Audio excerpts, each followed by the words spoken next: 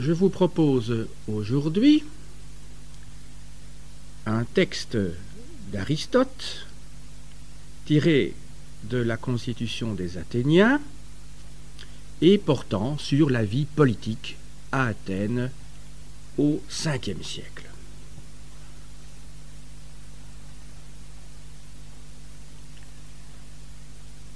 Tant que Périclès fut à la tête du peuple, les affaires politiques allèrent assez bien. Mais après sa mort, ce fut de mal en pis. C'est alors que pour la première fois, le peuple mit à sa tête quelqu'un qui n'avait pas bonne réputation chez les honnêtes gens. Auparavant, c'étaient toujours les honnêtes gens qui dirigeaient le peuple. C'étaient les démagogues. En effet, au début, le premier qui fut à la tête du peuple fut Solon. Le second fut Pisistrate. Tous deux étaient de bonne famille et faisaient partie des notables. Après le renversement de la tyrannie, ce fut Clisthène, de la famille des Alcméonides. Et il n'eut plus d'adversaire après l'expulsion des partisans d'Isagoras. Ensuite, Xanthippe fut à la tête du peuple, alors que Miltiade était à la tête des notables. Puis ce fut Thémistocle et Aristide. Après eux, Éphialte fut à la tête du peuple, et Simon à la tête des riches. Puis Périclès à la tête du peuple, et Thucydide, parent par alliance de Simon, à la tête des autres. À la mort de Périclès, Nicias, celui qui périt en Sicile, fut à la tête des gens en vue. Et pour le peuple, ce fut Cléon, fils de Cléaeinétos. C'est lui qui paraît avoir le plus corrompu le peuple par ses emportements, qui le premier cria à la tribune, se mit à insulter et à parler en public, tout en se débraillant alors que les autres orateurs gardaient une attitude correcte. Ensuite, il eut à la tête des gens en vue Théramène, fils d'Agnon, et à la tête du peuple Cléophon, le fabricant de lyres, qui fut le premier à procurer la diobélie. Il la distribua pendant quelque temps. Puis Callicratès, de Paeania, le renversa, en promettant, le premier, d'ajouter une obole aux deux autres. D'ailleurs, plus tard, on les condamna tous les deux à mort. C'est en effet l'habitude de la foule, si on l'a trompé, de haïr plus tard ceux qui l'ont amené à des actions qui tournent mal. À partir de Cléophon, ceux qui obtinrent sans interruption la direction du peuple furent ceux qui, au plus haut point, voulaient se montrer audacieux pour plaire au grand nombre, en ne regardant que le moment présent. Ceux qui, après les anciens, semblent avoir été les meilleurs hommes politiques à Athènes sont Nicias, Thucydide et Théramène.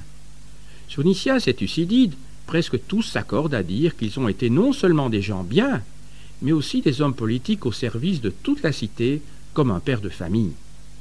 Pour Théramène, comme la vie politique de son temps a été très agitée, les jugements portés sur lui sont controversés. Il semble cependant à ceux qui ne font pas de déclaration à la légère, et non à ceux qui se comportent en calomniateurs, qu'il cherchait non pas à renverser toutes les formes de gouvernement, mais qu'il les soutenait toutes, tant qu'elles respectaient la loi, dans l'idée qu'il pouvait faire de la politique dans toutes, comme tout bon citoyen doit en faire, mais sans rien concéder à celles qui ne respectaient pas les lois, de sorte qu'il se fit détester.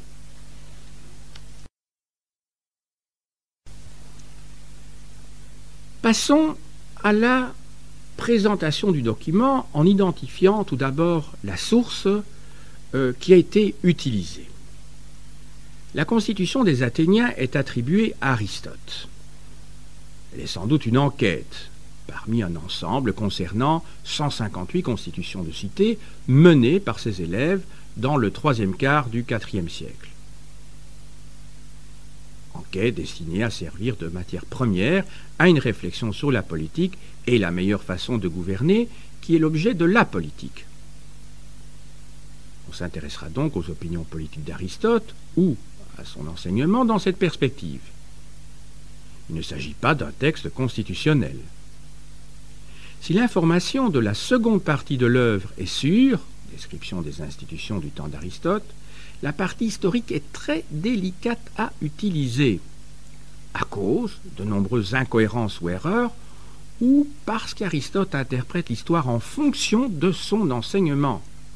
Les enquêteurs ont pu utiliser des sources hostiles à la démocratie.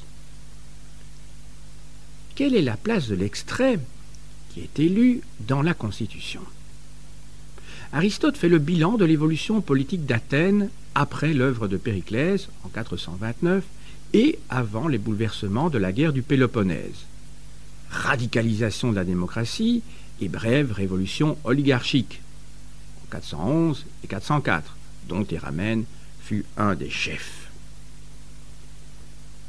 La mort de Périclès a constitué un tournant dans les directions du peuple. Lui ont succédé de mauvais dirigeants. Jusqu'à Périclès, les chefs du peuple étaient des aristocrates. Et de Clystène à Cléon, les hommes politiques s'opposèrent souvent en deux partis, les chefs du peuple et les chefs des honnêtes gens ou notables. Après Cléon, les chefs du peuple furent des démagogues. Les jugements favorables portés par les anciens sur ces hommes politiques concernent Thucydide, Nicias et Théramène, même si ce personnage est très contesté. On s'intéressera à la vision binaire de la vie politique athénienne en se demandant sur quoi elle se fonde. D'après ce que l'on sait par ailleurs des hommes politiques, de leur politique et de leur soutien, peut-on les appeler des partis? Et en critiquant éventuellement Aristote. On reconnaîtra les deux périodes dans l'histoire de la direction du peuple à Athènes jusqu'à Périclès et après Périclès. Quels sont les critères de ces distinctions? Y a-t-il eu évolution de la vie politique? De l'origine sociale des chefs du peuple? De leur style? On s'interrogera sur la méthode d'Aristote, l'explication de la vie politique par ce qui apparaît comme une lutte de partis, le jugement favorable à l'égard de Nicias, Thucydide et Théramène. Aristote dresse la liste d'une série de couples de chefs politiques opposés. Les uns qualifiés de chefs du peuple, en grec prostatai tou démou, ou démagogues. Les autres de chefs des notables ou des honnêtes gens, ou des riches, ou simplement des autres. On peut étendre cette liste à Solon et à Pisistrate si l'on se réfère à ce qu'Aristote en dit dans les pages précédentes. L'expression « être à la tête du peuple » ou « diriger le peuple », « être démagogue » demande une explication. Il ne s'agit pas d'une magistrature, arché, mais d'une influence qui s'exerce sur le démos, le peuple. Il faut donc expliquer ce dernier terme. Il ne concerne que des citoyens, mais peut être compris comme le peuple assemblé ou comme une sorte de parti populaire par opposition aux honnêtes gens. Il semble que ce soit ainsi que l'entend Aristote à cause de l'opposition à riches, honnêtes gens, notables. Mais on peut comprendre peuple comme peuple assemblé, le chef du peuple n'étant alors que celui qui est suivi, pendant un certain temps, par la majorité lors des séances de l'Assemblée. Il faut donc rappeler le rôle de l'éloquence pour diriger le peuple. Le terme démagogue ne paraît pas avoir de signification péjorative dans ce passage. Les expressions honnêtes gens, gens en vue, demandent un commentaire. Aristote utilise aussi notable et riche, et enfin gens bien, ce sont les fameux kaloi kagatoi. Leur caractéristique est d'associer signification morale et sociale. Ils concernent non pas une noblesse constituée, mais plutôt une aristocratie assez large, fondée à la fois sur la renommée de la famille, l'éducation et la richesse. On peut rapprocher ce vocabulaire de celui de la Constitution des Athéniens attribuée à Xénophon. Comment, d'après nos connaissances, justifier une telle classification? Il faut étudier d'abord, très brièvement, Solon ou Pisistrate, puisque le texte est centré sur le 5e siècle. Ensuite, les différents hommes politiques cités, moins pour eux-mêmes, il ne s'agit pas de recopier des articles de dictionnaire, que dans la perspective de cette opposition entre le peuple et les notables. Pour Solon, c'est fort contestable. Lui-même dit qu'il est resté ferme entre les deux parties. Mais il est exact qu'il a réuni le peuple et qu'il a pu instituer le tribunal du peuple. Pisistrate passe pour avoir été favorable au petit peuple et s'est opposé à Lycurgue, qui représentait la plaine, donc sans aucun doute le parti de l'aristocratie foncière. Toutefois, les historiens sont loin d'être unanimes sur cette interprétation. Clisthène s'est appuyé sur le peuple. Il faut entendre par là sans doute la majorité à l'Assemblée. Pour promouvoir ces réformes et, comme elles ont suscité une lutte civile avec intervention spartiate du côté d'Isagoras, on peut souscrire à ce que dit Aristote. Cependant, à l'origine, l'opposition entre Isagoras et Clisthène est une rivalité entre aristocrates pour la direction de la cité. Rien, en revanche, ne justifie une interprétation du type lutte de parti pour l'opposition entre Xanthippe et Miltiade, fondée uniquement sur l'échec de Miltiade devant Paros. Mais leurs fils respectifs, Périclès et Cimon, se sont opposés quelques 27 ans plus tard et pour des raisons de politique intérieure lors des réformes des Phialtes en 462-461. Il en va de même de l'opposition entre Thémistocle et Aristide. Outre les rivalités personnelles, elle peut concerner la politique navale. Toutefois, il est douteux que, dès 483, on en ait entrevu les conséquences politiques. Le renforcement des marins par rapport aux hoplites. D'ailleurs, Aristide, puis Cimon, réputés chefs des notables ou des riches, ont ensuite eux aussi contribué à l'essor maritime d'Athènes. C'est avec Cimon et Éphialte qu'apparaît vraiment l'opposition entre deux politiques. Mais Éphialte est inconnu avant sa réforme. Aristote comble donc les vides. Il aurait pu signaler la rivalité entre Thémistocle et Cimon, qui est du même genre que celle d'Aristide et de Cimon, et qui concerne, semble-t-il, surtout la politique à l'égard de Sparte. Il convient donc de développer ce que l'on sait, peu de choses sûres, sur le contexte politique de l'action des Phialtes. L'absence de Cimon et de ses hoplites, la réduction des pouvoirs de l'Aréopage et les hypothèses des historiens, l'ostracisme de Cimon et l'assassinat des Phialtes. On peut parler de parti démocratique dans la mesure où Éphialte n'a pas agi seul devant le peuple. Périclès, débutant en politique, était avec lui et poursuivit son action. L'opposition entre Périclès et Thucydide, fils de Mélésias, à ne pas confondre avec l'historien, est connue par la vie de Périclès de Plutarque. Elle concerne le programme de grands travaux des années 440 et l'utilisation du tribut des alliés. On se demandera en quoi cela pouvait susciter une opposition des notables. Raison morale, détournement de fonds, de piété, refus d'ostentation, de dépenses, favorable au peuple, travail donné au peuple, mais des métèques en profitaient sans doute aussi. Et surtout, gloire du peuple. Mais l'on ne dit pas, par exemple, que Thucydide se soit opposé à la création des mystoi. Il est toutefois probable que Thucydide apparaissait effectivement comme le chef d'une minorité à l'Assemblée, capable parfois de l'emporter, représentant un courant hostile à l'évolution démocratique d'Athènes depuis les réformes des Phialtes dont nous avons des traces par ailleurs. Ici, l'œuvre de Périclès ne peut être invoquée que dans la problématique du renforcement ou non de la démocratie. L'ostracisme de Thucydide en 443 permet à Périclès de s'imposer et d'être réélu stratège jusqu'à sa mort en 429.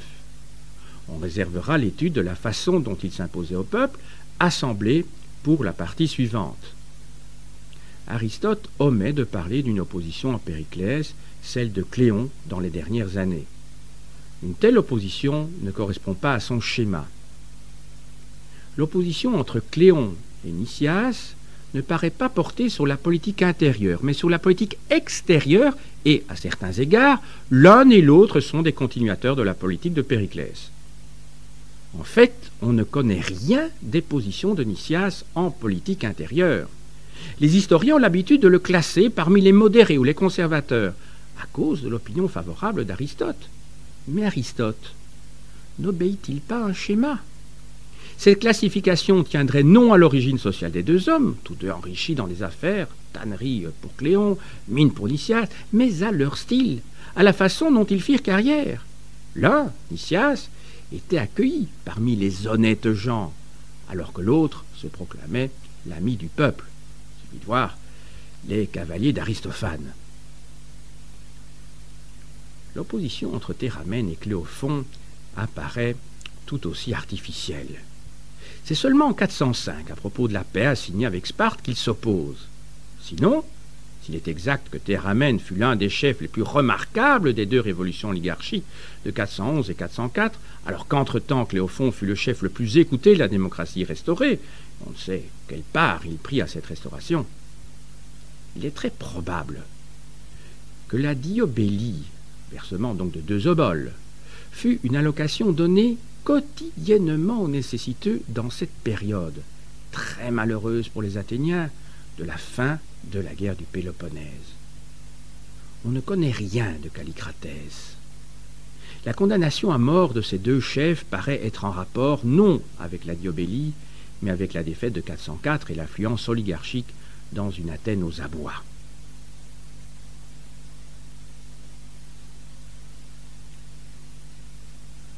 Passons maintenant au problème de la succession des chefs du peuple et du tournant à la mort de Périclès.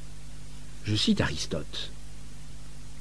Avant Périclès, c'étaient toujours les honnêtes gens qui dirigeaient le peuple. Fin de citation. On fera donc des recherches sur l'origine sociale des réputés chefs du peuple en utilisant les index, les dictionnaires et les autres ouvrages de référence.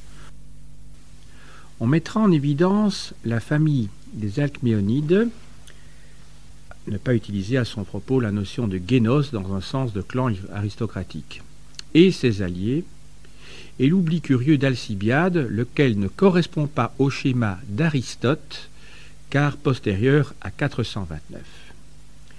Alcibiade défend sa position et celle de sa famille dans un discours à Sparte en 415, lorsqu'il choisit de s'exiler.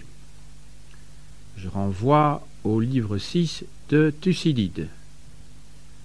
Le cas de Thémistocle est discuté, mais il est probable qu'il appartenait aussi à l'aristocratie. Voir son élection comme archonte en 493, comme stratège en 490. Il était du génos, famille sacerdotale, des Lycomides. On développera la façon dont Périclès avait imposé ses vues à l'Assemblée et la raison pour laquelle Thucydide écrit qu'il s'agissait du gouvernement du premier citoyen. Jusqu'à Périclès, les chefs du peuple se recrutent donc dans une aristocratie et leurs adversaires sont issus du même milieu. L'idée d'Aristote, développée dans d'autres sources, par exemple chez Aristophane et Thucydide, et admise aujourd'hui, est celle d'un changement important dans la direction du peuple après Périclès. Leurs détracteurs et les caricatures d'Aristophane ont fait passer ces chefs pour des gens de naissance douteuse, voire étrangère. C'est faux pour Cléon et pour Cléophon, dont le père fut stratège. Et ils étaient certainement riches et de la même condition sociale que Nicias. Beaucoup tenaient leur richesse d'activité dans les affaires, et non de propriété foncière, comme l'ancienne aristocratie. Le changement se remarque surtout par le nouveau style de ces hommes politiques, ne faisant pas le même type de carrière que les précédents, où l'on avait de l'influence déjà par les commandements militaires, par l'appui de groupes d'amis souvent recrutés dans une aristocratie. L'exemple de Cléon montre la rupture. Adresse directe au peuple assemblé, rôle de l'éloquence, annonce du pouvoir des orateurs. Pour conclure, je dirais que ce texte montre comment un très grand philosophe du IVe siècle reconstruit l'histoire d'Athènes de façon systématique. Il retrace une évolution en se fondant sur un travail de documentation très fourni. il faut distinguer d'une part la réalité et d'autre part l'image qu'en donne la constitution des Athéniens.